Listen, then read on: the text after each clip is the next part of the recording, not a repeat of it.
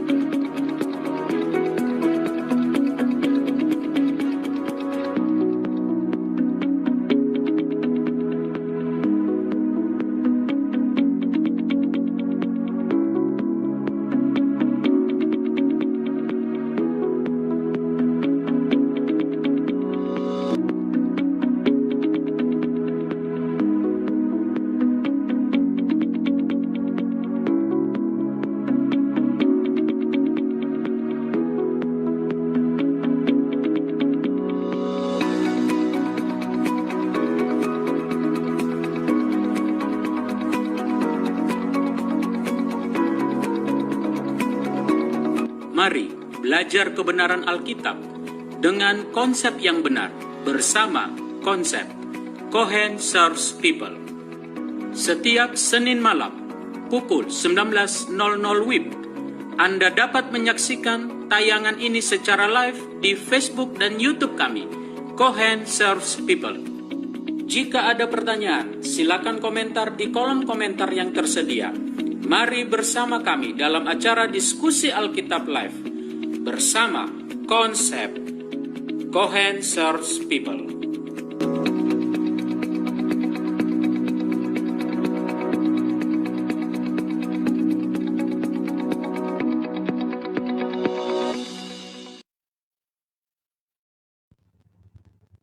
Shalom, selamat sore bagi kita semua, para hamba-hamba Tuhan yang bergabung di Zoom meeting ini, dan juga selamat sore sahabat-sahabat konsep dimanapun saudara berada.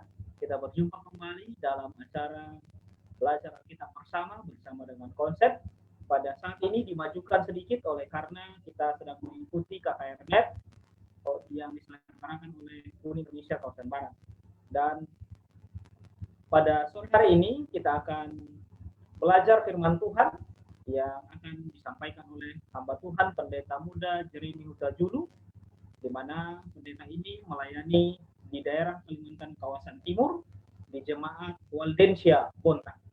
Baik, sebelum kita akan mendengarkan firman Tuhan dan belajar firman Tuhan, kita akan berdoa lebih dahulu yang akan dibawakan oleh Pendeta Muda Maro Sitorus. Dipersilakan. Mari kita berdoa.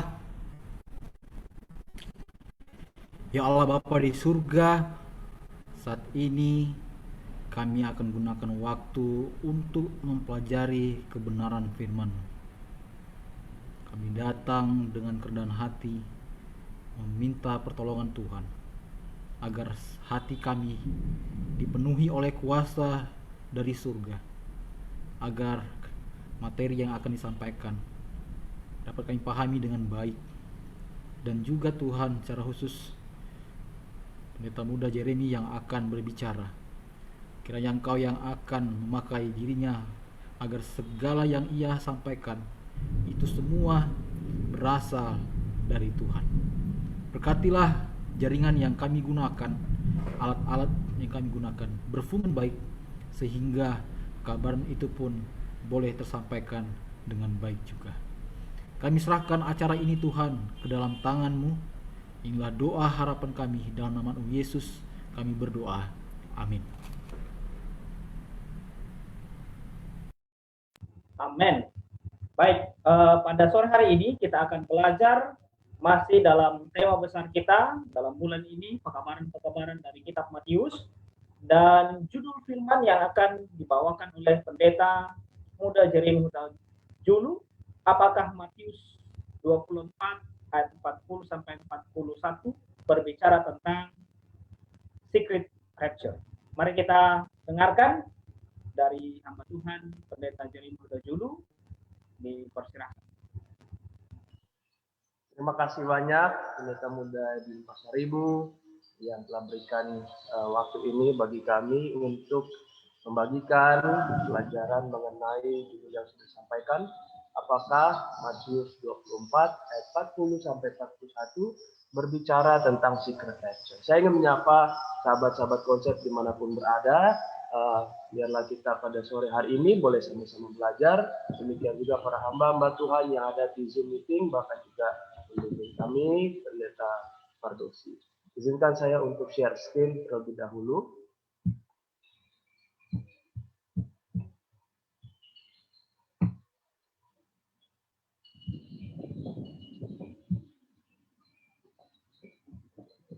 Apa sudah terlihat, Pendeta? Sudah, Pendeta. Boleh diperbesar di slide. Oke.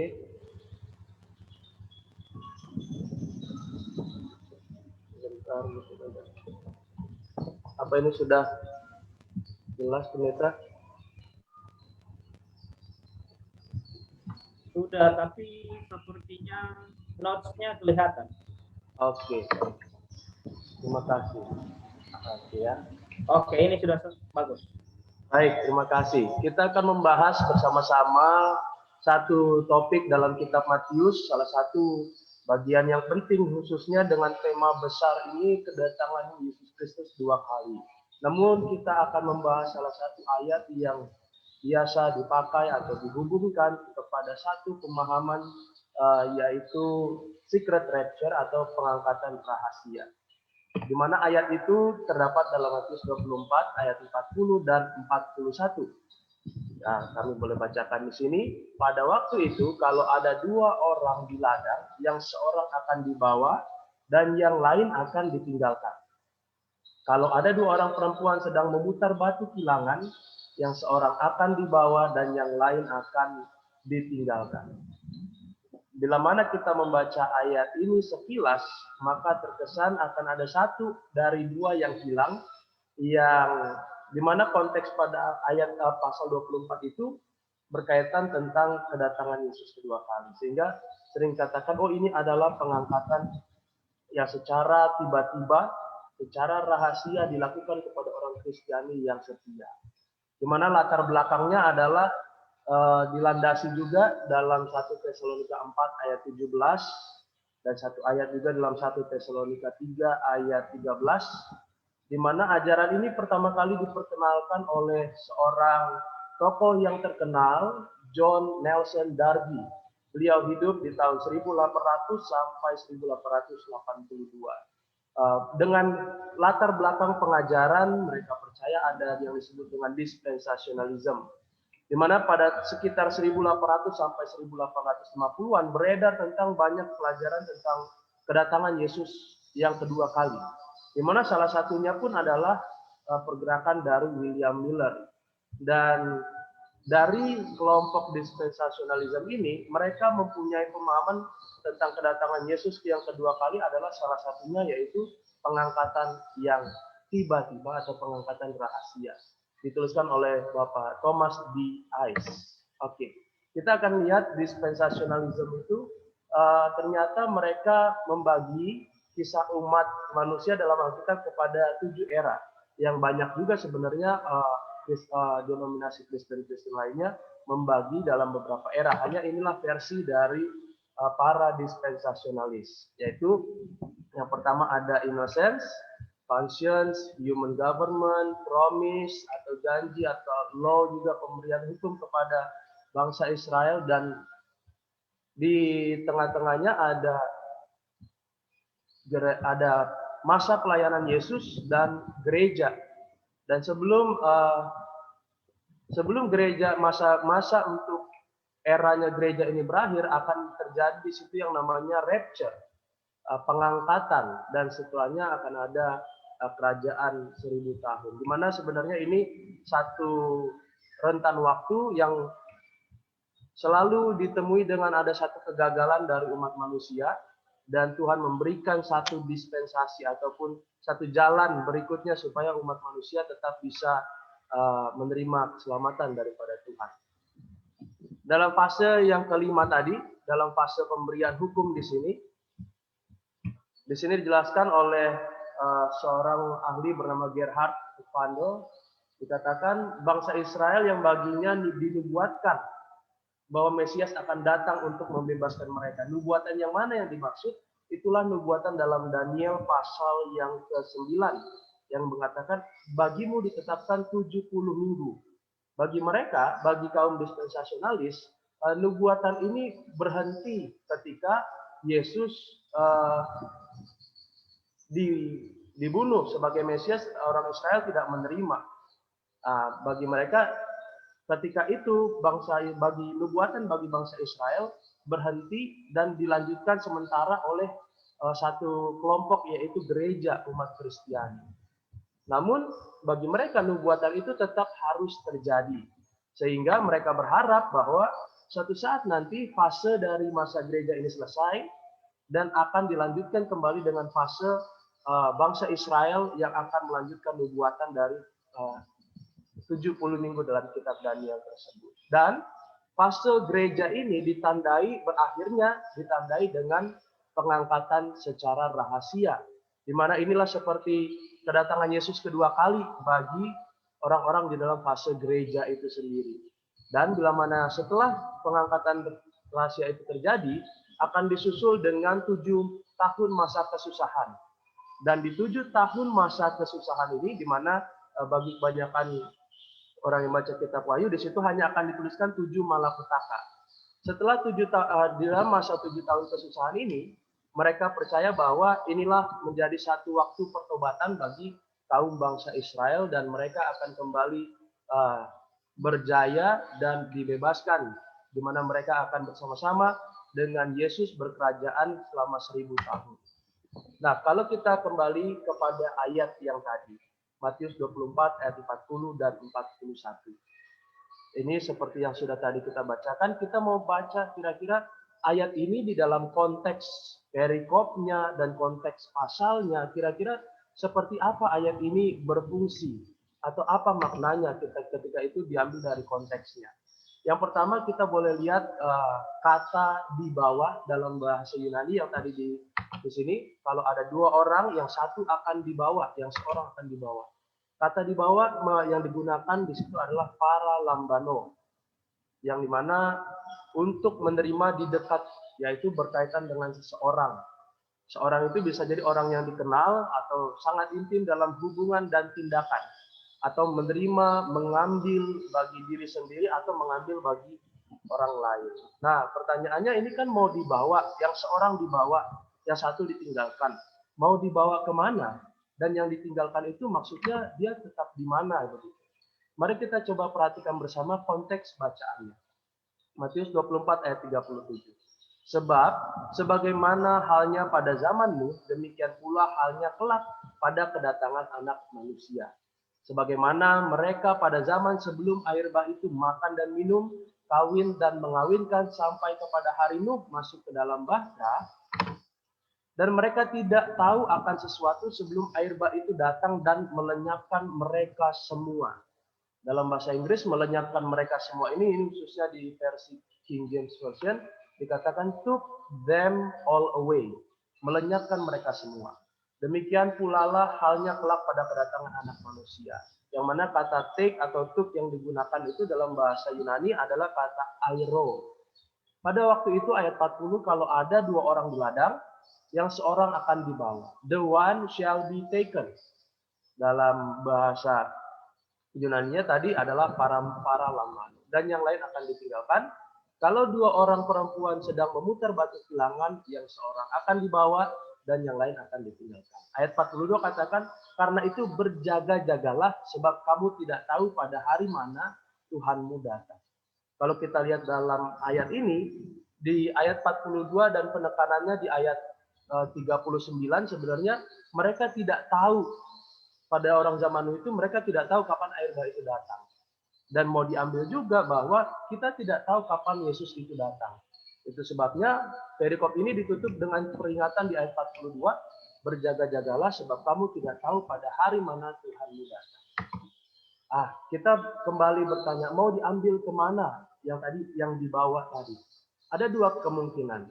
Diambil di sisi Tuhan untuk mendapatkan keselamatan, seperti digunakan dalam Yohanes 14 ayat 1 sampai 3, atau diambil di sisi Tuhan untuk mendapatkan kebinasaan, seperti dalam Matius 24 ayat 38 dan 39. Kita sama-sama lihat bahwa yang tadi kata take yang diambil untuk membinasakan tadi adalah kata airo.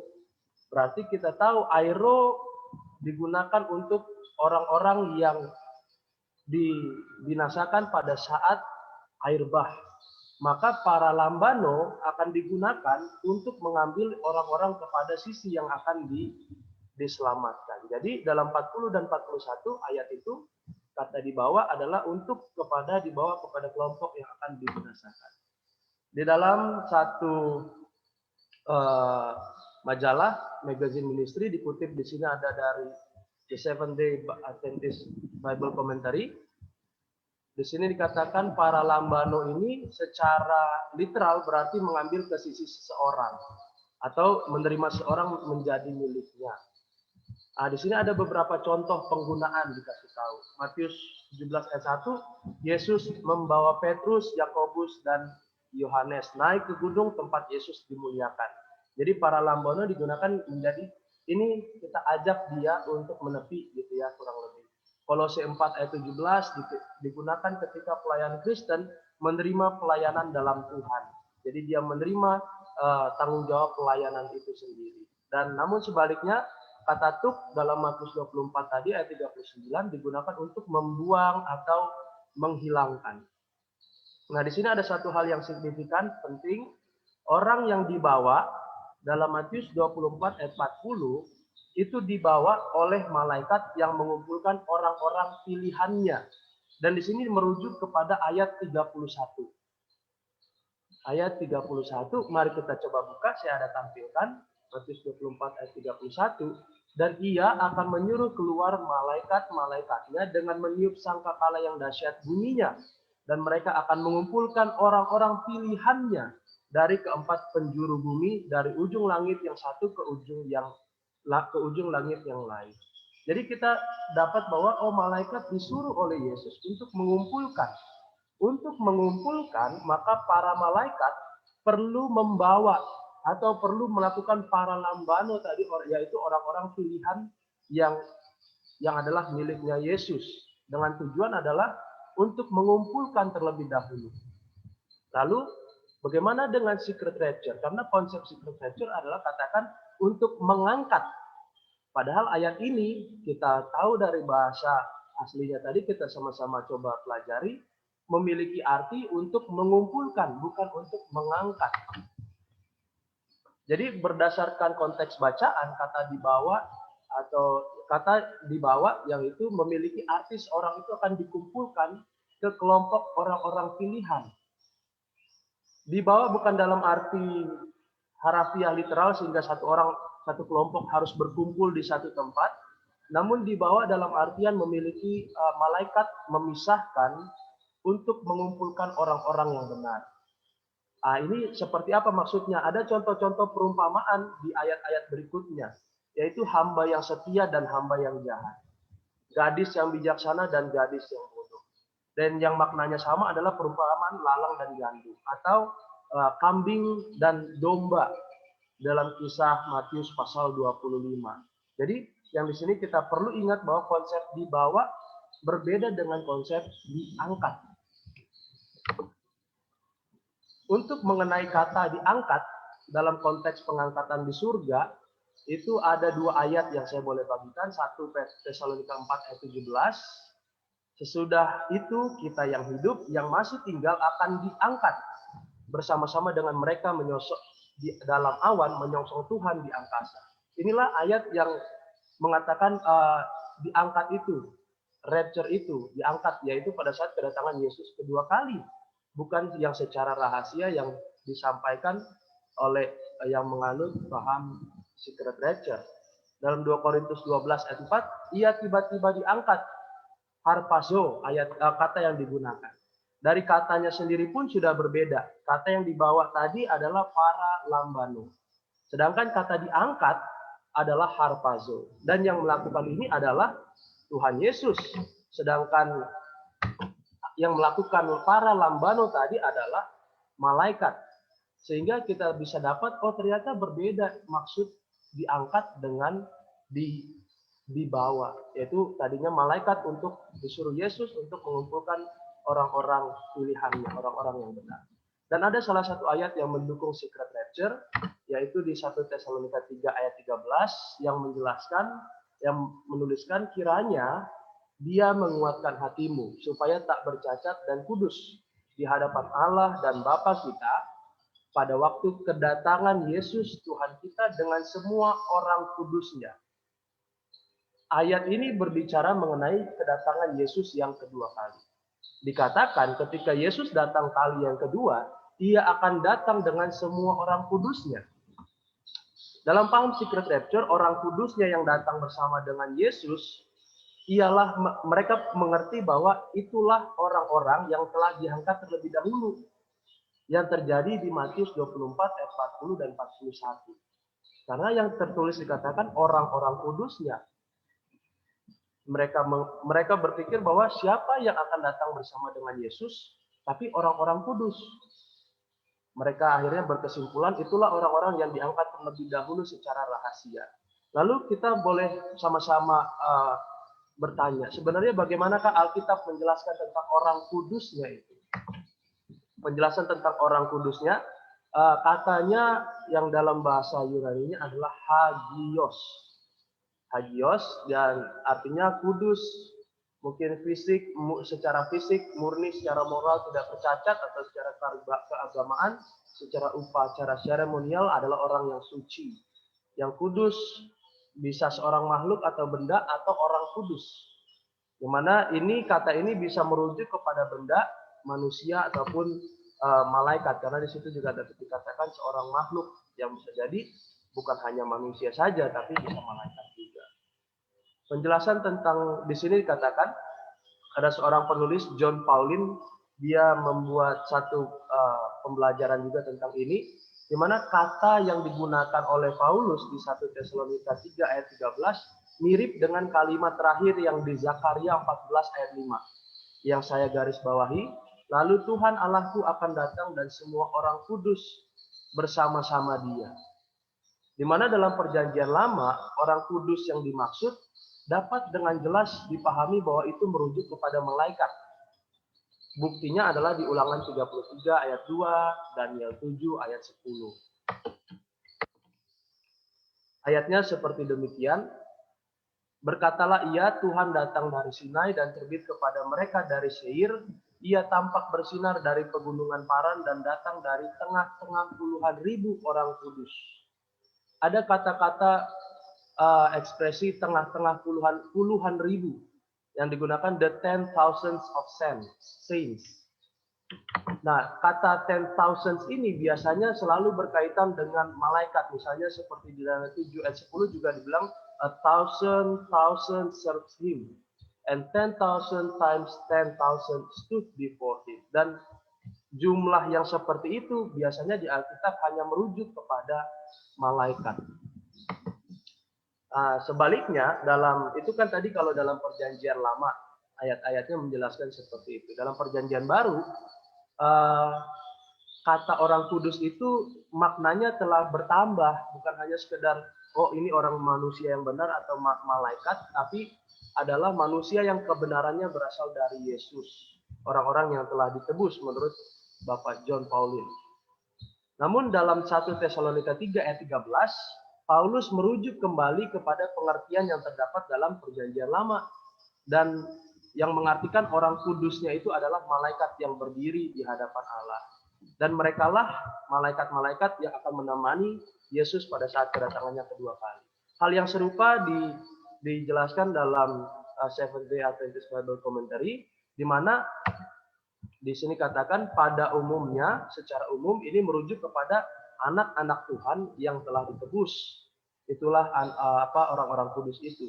Namun ada penjelasan lanjutan, beberapa percaya bahwa hagioi di sini merujuk kepada malaikat-malaikat yang mendampingi Kristus pada saat kedatangannya. Gitu. Jadi bisa ada kemungkinan bahwa ini bukan orang-orang kudus, tapi adalah malaikat, seperti yang sudah dikemukakan bukti dari perjanjian lama dan bukti dari perjanjian baru ini sendiri di dalam Matius 25 ayat 31. Jadi sebagai kita mau coba simpulkan sedikit, apakah Matius 24 ayat 40 sampai 41 berbicara tentang secret rapture? Berdasarkan penelusuran yang telah dilakukan, jawabannya adalah tidak. Adapun alasannya ialah yang pertama, kata di bawah atau para lambano berarti pemisahan yang dilakukan oleh malaikat untuk mengumpulkan orang pilihannya. Seperti perumpamaan hamba yang jahat, hamba yang setia, gadis bijaksana, gadis yang bodoh, juga lalang dan gandum ataupun kambing dan domba. Oknum yang berperan di peristiwa Matius 24 ayat 40-41 adalah malaikat, bukan Tuhan Yesus. Sehingga mana mungkin malaikat bisa mengangkat seorang masuk ke surga. Kemudian yang ketiga, ditemukan bahwa diangkat yang berkaitan dengan pengangkatan ke surga adalah selalu menggunakan kata harpazo, bukan para lambano. Yang berikut, orang kudusnya dalam 1 Tesalonika 3 ayat 13, hagioi dalam perjanjian baru umumnya mengenai anak-anak Tuhan yang telah ditebus. Namun di 1 Tesalonika 3 ayat 13 penggunaannya yang dimaksud adalah malaikat. Hal ini sejalan dengan yang dijelaskan dalam perjanjian baru dan perjanjian lama seperti ayat-ayat yang telah kita pelajari bersama tadi. Maka ketika Yesus datang kali yang kedua, ia akan datang dengan semua orang-orang kudusnya, yaitu para malaikat. Ini sedikit terakhir ketika membahas sedikit tentang kedatangan Yesus yang kedua kali, di mana kita tahu Yesus datang akan terlihat jelas di angkasa, semua mata akan memandang. Dalam Kisah 1 ayat 11 dan Wahyu 1 ayat 7, dan semua orang akan mendengar dengan jelas. 1 Tesalonika 4 ayat 16, maka bunyi nafiri akan berbunyi. Seperti juga terus dalam Matius 24 ayat 31. Akan penuh dengan kemuliaan, sebab disertai dengan kemuliaan Yesus. Bagaimana Yesus datang itu dengan disertai dengan di awan-awan, malaikat yang banyak. Seperti ditulis dalam Matius 16 ayat 27. Terjadi setelah 7 malapetaka. Lain dengan yang tadi dipahami secret rapture, mereka percaya setelah secret rapture di situ akan terjadi 7 tahun masa malapetaka, di mana kita percaya itu bukan satu rentang waktu 7 tahun, namun periode kejadian yang kita tidak tahu waktunya berapa lama. Pada hari kedatangannya orang mati akan dibangkitkan dan orang yang masih hidup akan diubahkan bersama-sama dalam 1 Korintus 15. Jadi kita sama-sama merindukan kedatangan Yesus Kristus yang kedua kali. Kita diajak untuk semakin setia, semakin berharap kepada kedatangannya yang tidak lama lagi, dan sama-sama bahu-membahu mengerjakan Injil ini disebarkan ke seluruh dunia, barulah Yesus akan tiba. Inilah mungkin yang saya boleh bagikan. Terima kasih banyak. Kami berikan kembali kepada Pendeta Muda Edwin Pasaribu sebagai moderator. Baik, terima kasih Pendeta Muda Jeremy Huta-Julu atas pelajaran kita pada sore hari ini. Baik, ada beberapa bagi sahabat-sahabat konsep yang menonton di Facebook dimanapun saudara berada. Bagaimana ada pertanyaan, boleh menuliskannya di kolom komentar, dan kami juga mengapresiasi akan waktu dan kehadiran saudara dalam mengikuti akan acara ini, dan biarlah kita boleh berdiskusi bersama-sama untuk mendapatkan iman kita lebih bertumbuh di dalam Tuhan. Baik, untuk Pendeta Jeremy Huta-Julu, ada satu pertanyaan yang sudah tertera di list pertanyaan ini. Nanti boleh Pendeta jawab. Yang pertama adalah, apakah dalam Matius 27 ayat yang ke-52 sampai ayat yang ke-53 termasuk dalam pengangkatan rahasia? Mohon penjelasannya. Terima kasih. Boleh Pendeta Jeremy tanggapi? Oke, baik. Terima kasih atas saudara yang telah bertanya. Di mana ayatnya di sini dikatakan, dan kuburan-kuburan terbuka dan banyak orang kudus yang telah meninggal bangkit. Dan sesudah kebangkitan Yesus, mereka pun keluar dari kubur lalu masuk ke kota kudus dan menampakkan diri kepada banyak orang. Jadi ayat ini juga bagi saya secara pribadi, saya baru temukan ini menjadi bahan juga nanti untuk penambahan dari materi ini, di mana kalau yang mereka percaya kedatangan yang untuk secret rapture itu terjadi di masa depan menjelang kedatangan Yesus kedua kali. Namun kalau dari peristiwa ini terjadi, kita tahu ini adalah setelah pada saat Yesus mati, gitu ya, pada saat Yesus mati. Jadi kalau menurut saudara-saudara yang menganut paham secret rapture, ini bukan termasuk ke secret rapture itu sendiri, karena bagi mereka ini adalah satu hal yang diangkat ke surga, sedangkan ini adalah bangkit dari kubur, bukan diangkat ke surga.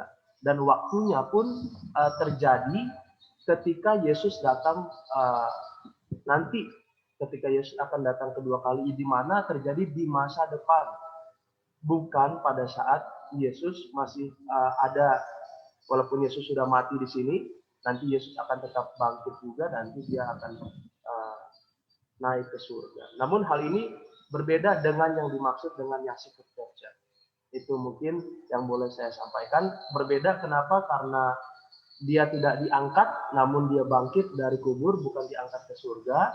Dan yang berikutnya, waktunya yang mereka paham secret rapture terjadi di masa depan menjelang Yesus, kedatangan Yesus yang kedua kali. Mungkin dari hamba-hamba Tuhan yang lain ada yang mau menambahkan, kami persilakan. Baik, terima kasih Pendeta Jeremy Huta-Julu. Mungkin ada lagi sebelum ke Pardosi nanti. Baik, kalau tidak ada lagi, kita berikan kesempatan kepada Pendeta Pardosi untuk menanggapi akan pertanyaan yang pertama tadi. Dipersilakan.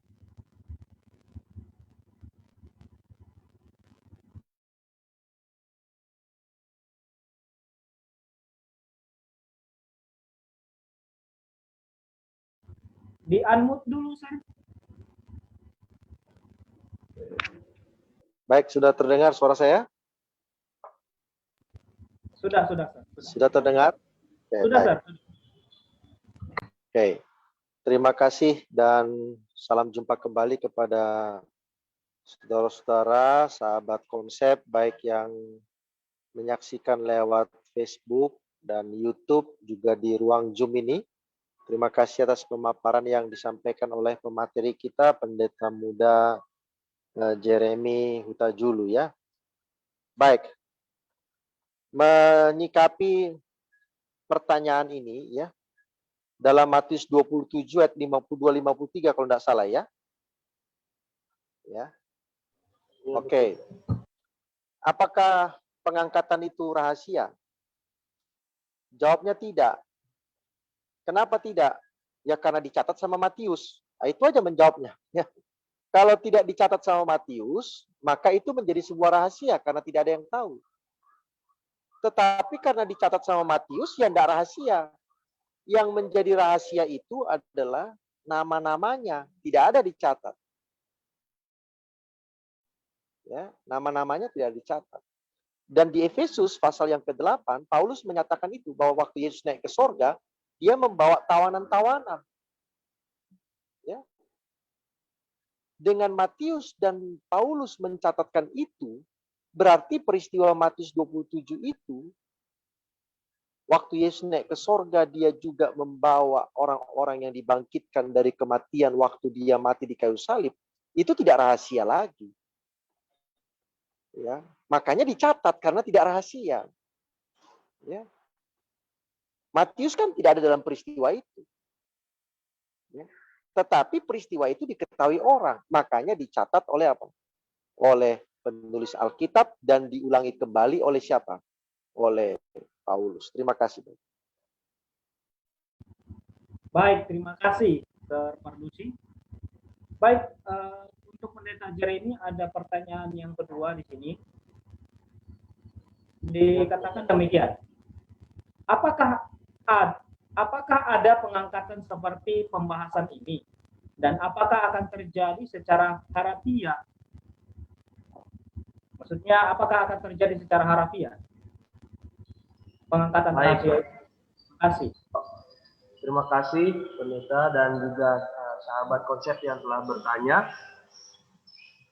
Kalau kita tadi ikuti pembahasannya, kita tahu bahwa Matius 24 ayat 40-41 itu bukan berbicara tentang pengangkatan rahasia. Itu yang pertama. Yang kedua, apakah akan ada pengangkatan rahasia terjadi secara harafiah begitu ya? Maka jawabannya tidak ada, karena landasan Alkitab yang dipakai oleh para penganut ajaran secret rapture itu, kita tahu itu bukan menunjukkan tentang hal pengangkatan secara rahasia. Jadi, tapi bagi mereka dengan pemahaman yang mereka miliki, bagi mereka itu tetap dinantikan oleh mereka. Namun kita tahu sendiri kedatangan Yesus kedua kali itu ataupun itu terjadi di depan umum, artinya semua orang melihat secara global di dunia ini, semua orang tahu, semua orang mendengar, semua melihat, dan tidak ada yang terjadi secara rahasia, di mana pengangkatan itu seperti ada orang yang khusus begitu ya, ada yang khusus untuk masuk surga, mungkin dalam tanda kutip duluan diangkat. Jadi dalam Alkitab tidak ada satupun ayat yang mendukung akan ajaran paham yang seperti itu. Jadi apakah akan terjadi secara harafiah? Tentunya tidak. Kita nanti akan bersama-sama diangkat bersama, yaitu seperti yang dituliskan dalam 1 Tesalonika 4 dan 1 Korintus 15. Di mana ketika Yesus datang di awan-awan, kita yang masih hidup akan diubahkan, dan yang orang yang mati akan dibangkitkan, barulah kita akan naik bersama di angkasa, dan kita akan pergi bersama-sama ke surga. Demikian pendeta yang boleh kami sampaikan. Bila mana ada tambahan, kami persilakan. Baik, terima kasih. Jadi dapat saya simpulkan tadi tidak ada ya pengangkatan secara rahasia, secara harfiah. Baik, mungkin ada lagi dari teman-teman hamba Tuhan yang ada di Zoom ini yang mau menambahkan sebelum ke Sir Pardosi nanti. Baik, kalau tidak ada, kita berikan waktu kepada Sir Pardosi.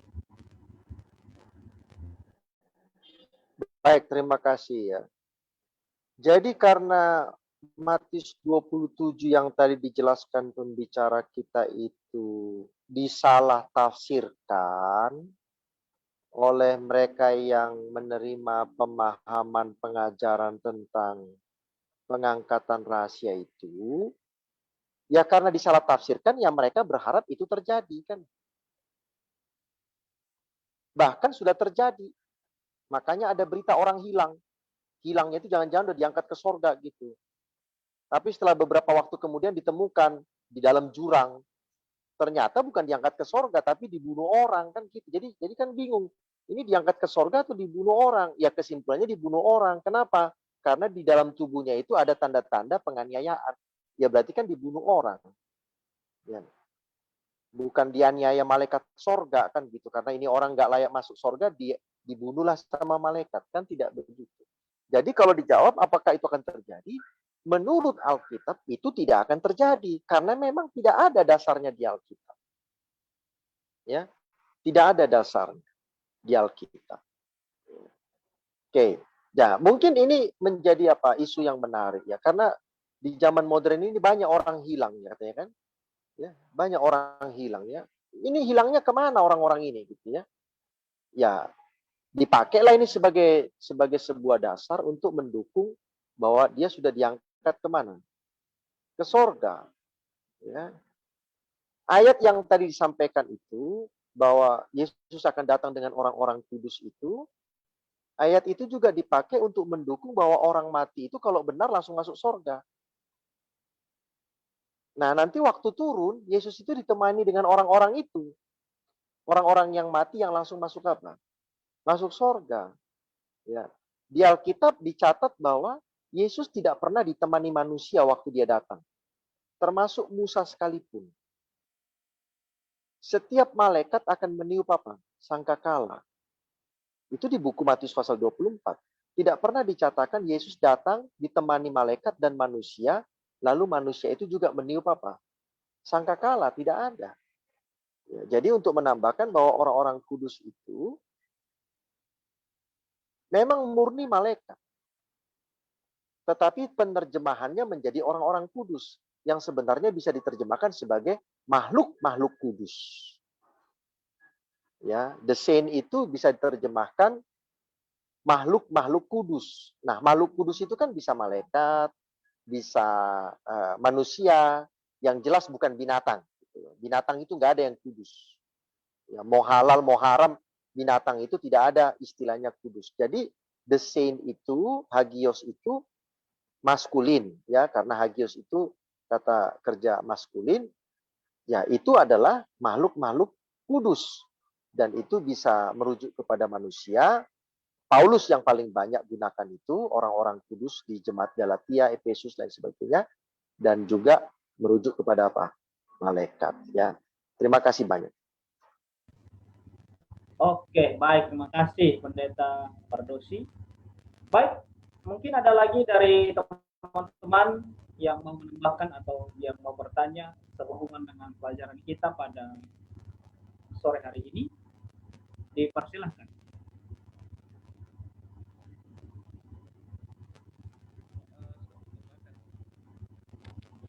Silakan Pendeta Dwi. Di dalam cerita Alkitab, pengangkatan secara rahasia untuk naik ke surga itu bolehkah lebih besar Pendeta? Ya, Soalnya... sudah terdengar? Sudah. Oke. Jadi pengangkatan rahasia di dalam Alkitab itu tidak ada contohnya ya. Contoh kalau misalnya orang yang diangkat naik ke surga itu Elia ya, itu terlihat dan diketahui. Henok diketahui juga, dan itu dicatat oleh Alkitab, begitu. Dia diangkat ke surga. Kemudian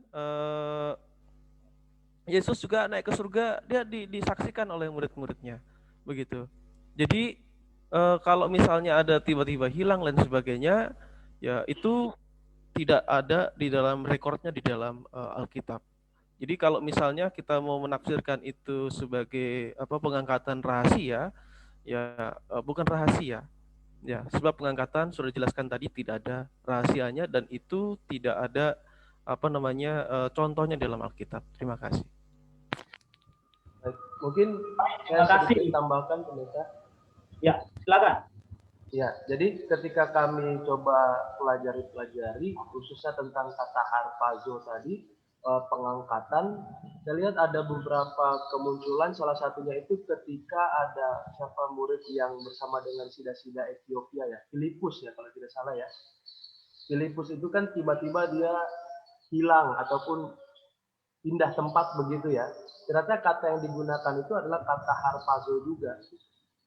Namun yang perlu diperhatikan adalah bukan diangkat tiba-tiba hilang ke surga, namun dia pindah ke tempat lain karena Roh Kudus yang membawanya, dikatakan seperti itu kan. Dengan artian itu bukan satu hal yang rahasia, karena toh juga dituliskan dalam Alkitab, artinya penulis Alkitab itu tahu, dan ke tempat di mana Filipus akan pergi, di situ pun adalah tempat dia akan melayani orang-orang banyak. Jadi itu bukan satu hal yang rahasia, namun Tuhan gunakan kuasanya yang tak terbatas untuk ada orang-orang yang bisa dilayani oleh Filipus. Mungkin itu sedikit tambah. Terima kasih. Baik, terima kasih. Jadi kalau boleh saya simpulkan bahwa di dalam Alkitab tidak pernah ada teori yang mengatakan ada pengangkatan rahasia ya. Baik. Saya tambahkan sedikit ya. Halo? Saya tambahkan sedikit ya. Kalau Musa itu kira-kira pengangkatannya rahasia nggak?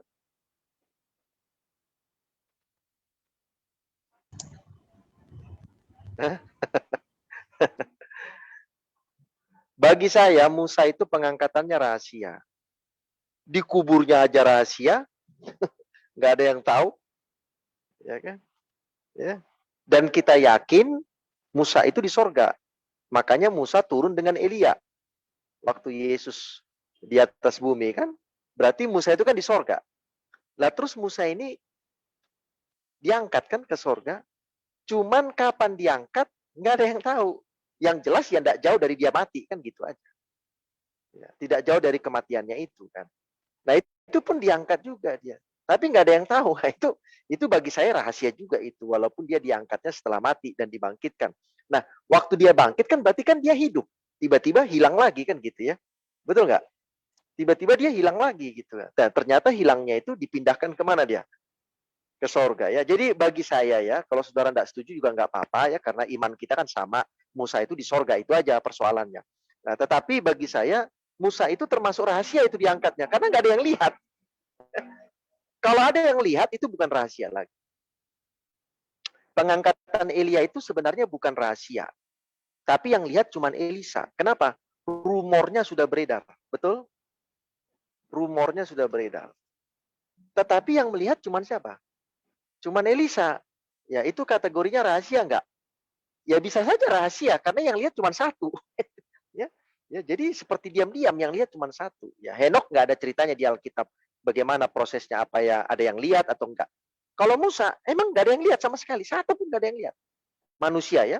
Tapi kalau malaikat dengan Halik pencipta itu, ya pasti mereka lihat karena mereka yang mengangkatnya. Terima kasih ya. Sekedar pemikiran saja ya. Tapi tidak usah kita berdebat karena ini bukan masalah iman ya. Ini masalah bagaimana memahami sebuah peristiwa. Terima kasih. Oke, baik. Terima kasih, Dr. Pardosi.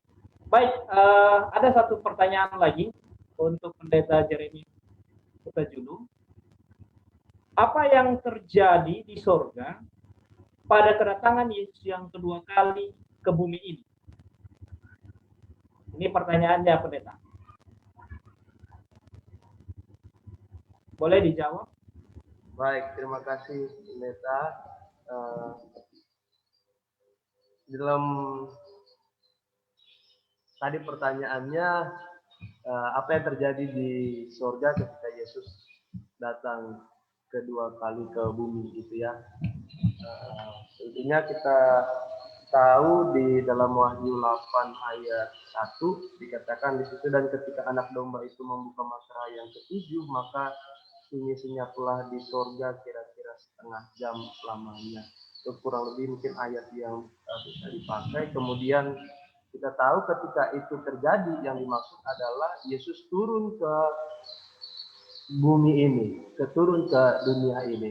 Dan di dalam ayat-ayat yang tadi sudah dibacakan, dijelaskan bahwa ketika Yesus turun ke dunia ini, ke bumi ini, Yesus turun bersama dengan seluruh malaikat yang ada di surga.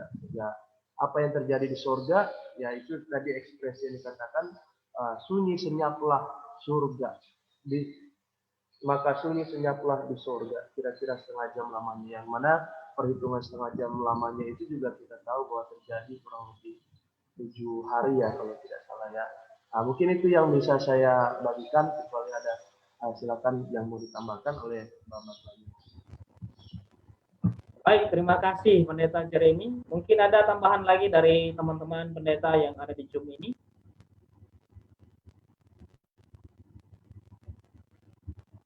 Baik, kalau tidak ada lagi, kita serahkan waktu ini kepada Pendeta Firdaus. Ya, tadi sudah disampaikan ya. Jadi kalau ditanya apa yang terjadi di sorga waktu Yesus datangnya ke dunia ini, ya yang terjadi di sorga itu ya baik-baik saja, yang nggak ada keributan di sorga, santai aja. Ya, jadi soalnya sorga itu jadi bingung begitu atau apa, enggak ya. Santai saja, karena itu kan pusat pemerintahan alam semesta, jadi nggak boleh terjadi kekacauan di sorga itu karena semua makhluk turun ke dunia ini, ya kan? Pada saat yang sama ya puji-pujian dan lain sebagainya bisa saja terhenti, karena di sorga itu kan puji-pujian itu dari kekekalan sampai kekekalan, betul nggak? Yang dilakukan oleh para apa? Para malaikat. Boleh saja itu terhenti. Kenapa? Ya karena yang memuji tidak ada kan. Kecuali yang mungkin 4 makhluk itu dan 24 tua-tua yang kalau saudara baca di Wahyu 4 dan Wahyu 5 kan 24 makhluk dan 4 makhluk dan 24 tua-tua itu kan siang malam kudus, kudus, kuduslah Tuhan yang Maha Kuasa yang sudah ada dan yang akan datang. Itu kan non-stop pujiannya itu ya. Ya. Tapi selebihnya pasukan malaikat itu ya tidak ada yang melakukan pujian sama sekali dalam peristiwa turunnya Yesus kemana? Ke dunia ini, karena malaikat-malaikat itu tadi ikut di dalam apa? Dalam proses memisahkan lalang gandum, ya, domba dan kambing, ya, dan lain sebagainya. Ikut dalam proses memisahkan. Lalu setelah itu baru diangkat semuanya. Ya, itu pun pemisahannya itu kan terjadi kepada yang masih hidup. Kalau yang sudah mati kan nggak perlu dipisahkan lagi, karena yang mati dalam Tuhan kan itu yang dibangkitkan. Jadi nggak perlu dipisahkan lagi. Yang hidup yang akan dipisahkan. Dan yang jahat itu akan mati karena tidak tahan melihat kemuliaan Tuhan. Kalau saudara baca Wahyu pasal yang ke-6, mulai ayat yang ke-15 itu kan, mereka justru meminta kepada gunung-gunung, gua-gua untuk apa? Menimpa mereka kan, karena mereka tidak tahan melihat apa? Melihat kemuliaan dari anak manusia yang datang itu ya. Jadi proses pemisahannya itu sebenarnya sebuah proses yang sudah terjadi, yang sedang terjadi ketika orang itu masih hidup. Kalau sudah mati ya dia sudah selesai prosesnya. Ya, terima kasih banyak. Oke, baik, terima kasih. Baik, satu komentar lagi atau satu pertanyaan lagi. Boleh nggak kita rahasia-rahasiaan mengikut Tuhan?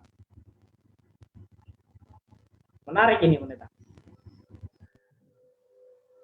Mungkin ada juga nanti dari pendeta-pendeta yang lain yang mau ada kesempatan bicara, mau kasih tambahan, silakan. Ikut Tuhan boleh rahasia-rahasiaan atau enggak. Ada satu ayat yang katakan, jika saya belum sempat cari ayatnya, bila mana engkau malu mengakui Tuhan gitu ya, kurang lebih di sesama manusia, maka Bapamu di surga juga akan malu mengakui engkau, kurang lebih. Atau kalau ada kesilapan sedikit nanti boleh diperbaiki. Jadi intinya kita bukan mau menunjukkan, bukan mau sekedar sombong menunjukkan iman, ataupun mau seperti rendah diri sekali kita mau menutupi keimanan kita. Namun yang penting adalah kita tahu kita percaya kepada siapa, dan ketika suatu hal terjadi otomatis pasti kita akan kelihatan warnanya. Apakah kita percaya atau tidak gitu ya kepada Tuhan. Gitu. Itulah mungkin sedikit yang kami berikan. Silakan bagi hamba Tuhan yang lain. Baik, terima kasih. Ada lagi teman-teman mungkin menambahkan? Baik, kalau tidak ada kita serahkan kepada Pendeta Fardosi. Sekaligus mungkin dengan closing statement nanti Pendeta cerita terakhir. Mengikut Tuhan itu tidak boleh rahasia. Yesus berkata demikian. Barang siapa yang malu mengakui aku di hadapan manusia, maka aku juga akan malu mengakui dia di hadapan siapa? Di hadapan Bapa yang di sorga. Ya. Nah, kalau kita malu mengakui pengikut Yesus di hadapan manusia, biarlah hanya saya dengan Tuhan yang tahu. Ya, Yesus pun akan melakukan hal yang sama. Dia juga tidak akan mau mengakui kita di hadapan siapa? Di hadapan Bapa untuk menjadi bagian orang yang ditebus. Hasil pekerjaan Yesus Kristus mati di mana? Di kayu salib dan bangkit, ya. Jadi mengikut Yesus itu tidak boleh malu-malu, ya. Tetapi malulah kalau jadi pengikut setan. Nah, sekarang ini kebalik. Orang tidak malu jadi pengikut setan. Tapi malu jadi pengikut Yesus. Ya. Harusnya kan malu menjadi pengikut siapa? Setan. Ya, Lukas 9 ayat 26 ya. Terima kasih Pendeta Ricky Mual ya. Lukas 9 ayat 26. Jadi kalau kita malu pengikut Yesus, berarti kita nggak malu jadi pengikut setan. Tapi kalau kita malu jadi pengikut setan, berarti kita tidak malu jadi pengikut siapa? Pengikut Yesus. Ya, terima kasih banyak. Baik, terima kasih. Baik, karena waktu kita sudah tidak terasa hampir 1 jam. Pada kesempatan ini kita akan memberikan kesempatan kepada Pendeta Jerry Mutajulu dan juga Pendeta Fardosi untuk memberikan closing statement dalam pelajaran kita pada sore hari ini. Dipersilakan. Baik, terima kasih atas diskusi, kesempatan yang telah diberikan pada kami untuk membawakan materi pada hari ini. Demikian juga pertanyaan-pertanyaan yang telah dibawakan. Sebagai closing statement, kami mau bawakan bahwa ketika kita mempelajari Alkitab kita selalu diajak untuk memeriksa kembali apakah itu sesuai dengan keseluruhan isi Alkitab. Karena kita tahu Alkitab tidak akan bertentangan dengan dirinya sendiri. Oleh sebab itu, kita boleh gunakan apa yang sebenarnya memang sebenar-benarnya yang dikatakan dari dalam Alkitab. Itulah yang boleh kita tuntunan kita. Lain bila mana ada orang yang berpikir apa yang saya suka, kemudian ayat Alkitab yang kita gunakan yang kebetulan pas dengan apa yang saya suka, atau apa yang saya rindukan, dan itulah jadi dasar kepercayaan saya. Dan itu akan menjadi satu masalah bila mana kita melakukan hal tersebut. Dan dalam Yohanes 17 ayat 17 katakan, kuduskanlah mereka dalam kebenaran, firman-Mu adalah kebenaran. Baiklah kita memegang teguh apa yang disampaikan oleh Alkitab dan berjaga-jaga, sebab dalam Matius 24 katakan akan banyak ajaran-ajaran palsu, Mesias palsu, nabi-nabi palsu yang membawakan ajaran-ajaran bahkan bukan hanya dari luar gereja, namun dari dalam gereja juga.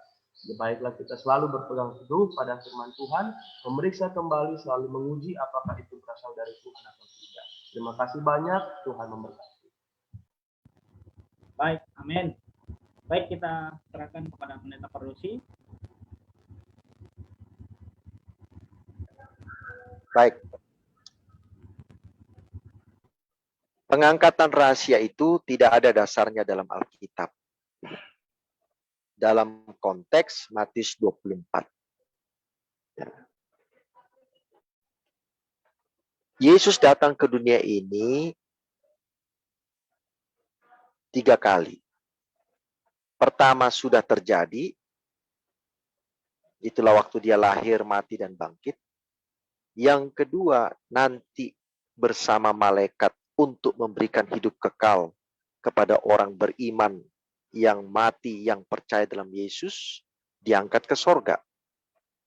Dan yang ketiga kali, setelah 1000 tahun, turun bersama dengan semua malaikat dan orang-orang kudus, bersama juga dengan Yerusalem yang baru. Dan disitulah setan dan orang-orang jahat, dunia ini akan dibakar, dibinasakan selama-lamanya.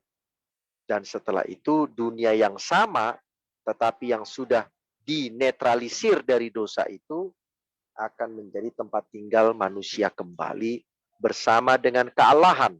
Menurut Wahyu pasal 21, tahta Allah, kemah Allah, Wahyu 22 akan diam bersama-sama dengan manusia.